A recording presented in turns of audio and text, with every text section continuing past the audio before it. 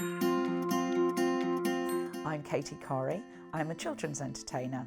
I'm also a volunteer instructor with the Riding for the Disabled Association. I like to keep really fit and active. Can't really sit still for very long. I've got to be on the move and doing stuff. Gardening, whatever. I was out for a walk one day and I came back and I felt a little bit of discomfort, a little bit of ache in my hip joint. Didn't really think anything of it, thought maybe, just walked unevenly. And then it deteriorated. In my work as a children's entertainer, actually requires a lot of heavy lifting, carrying props and suitcases and loads of chairs to unpile to set up for the audience and then piling them back up again. And I was finding lifting heavy things was becoming uncomfortable. I couldn't carry something heavy, it was really uncomfortable in my hip. So it was coming on for about 8 or 9 months before I finally went to see my physiotherapist privately. And he said, I think you're going to need to get this x-rayed. I think we could be looking at arthritis.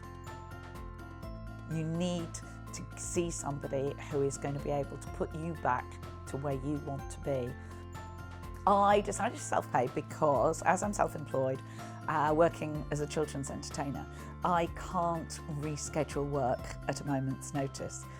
People book me several months in advance, and if their child's birthday party is on the 6th of June, it's on the 6th of June. You can't change it or delay it. I wanted to make sure that I got the operation done to my time schedule, to fit around my work, and also so that I got the surgeon that I wanted as well, actually.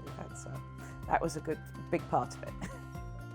When a patient comes in with a painful hip, we can rapidly assess them and offer them a sensible solution. It was amazing because I really didn't know what was going on. She had end-stage hip arthritis, and that the quickest and best option for her would be to replace her hip.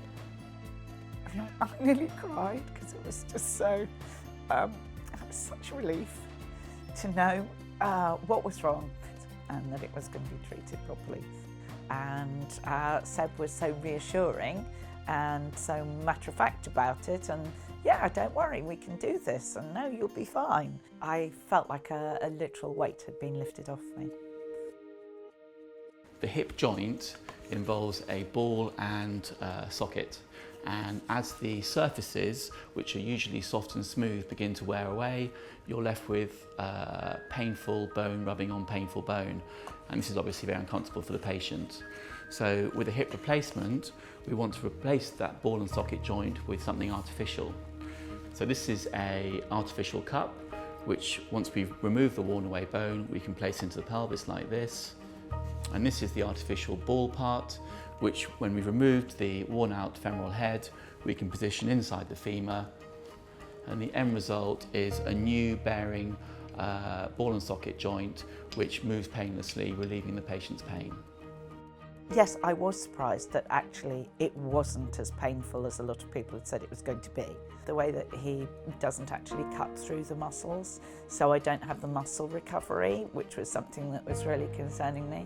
Less pain means they're up and about the same day as the operation, they're leaving hospital earlier, usually at 48 hours, and they're back to work sooner.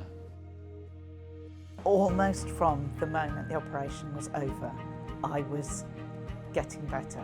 If having a major operation can be a great experience, it was. I'm back to riding within a couple of weeks, and back to the gym, as I said, within days. I'm walking again, I can walk long distance. I've also taken up running.